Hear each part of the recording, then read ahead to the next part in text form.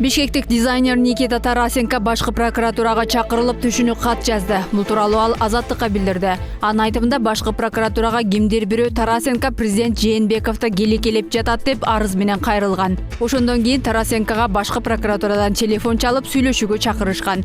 Интернетте президент Сооронбай Жээнбеков менен жубайы Айгүл Токоеванын АКШ президенти Дональд Трамп жана анын жубайы Мелания Трамп болуп чогуу түшкөн сүрөтүн жасап, 1-айым Токоеванын колуна айген пакети карматып койгон фото тараган. Ал фотону жасалгалаган дизайнер Никита Тарасенко экени белгилүү болду. Ал буга чейин дагы президент Жээнбековдун Ысык көлдөгү фотолоруна дагы тамашалуу сөздөрдү жазып интернетке жайгаштырган. Ал эми Тарасенкого башкы прокуратура сурак жүргүзүп, түшүндүрүү ишин кылган соң кое берген. Азырынча кылмыш иши жабыла элек. Фотолорго жазган тамаша сөздөрү боюнча экспертиза дайындалат. Андан соң анын негизинде сот аныктайт. Бишкектин борбордук бөлүгүндө жайгашкан башкы прокуратуранын күйүп кеткен мурдагы имаратынын ордуна шаардыктардын эс алуусу үчүн заманбап эс алуу бага курулат. Бул тууралуу мэриядан кабарлашты. Маалыматка караганда парктын долбоору боюнча сынак жакында жарыяланат. 2019-жылдын аягына чейин курулуп бүтүп шаардыктарга колдонууга берилет деп билдирди мэриянын аппарат башчысы Балбак Түлөбаев. Эске салсак, имарат 2010-жылы апрель окуясында өрттөнүп кеткен. Аны калыбына келтирүү үчүн тендер жарыяланып, шаардык бюджеттен 150 миллион сом бөлүү каралган. Бирок ал ишке ашкан эмес. Жакында келечекте Гүлбак курулчу аянтчаны тазалоо иштери башталат.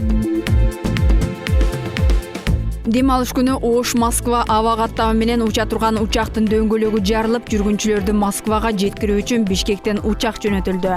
Бул тууралуу жарандык авиациядан маалымдашты. Маалыматта Boeing 737 үлгүсүндөгү учактын алдыңкы шассисиндеги дөңгөлөк учар алдында жарылып кеткен.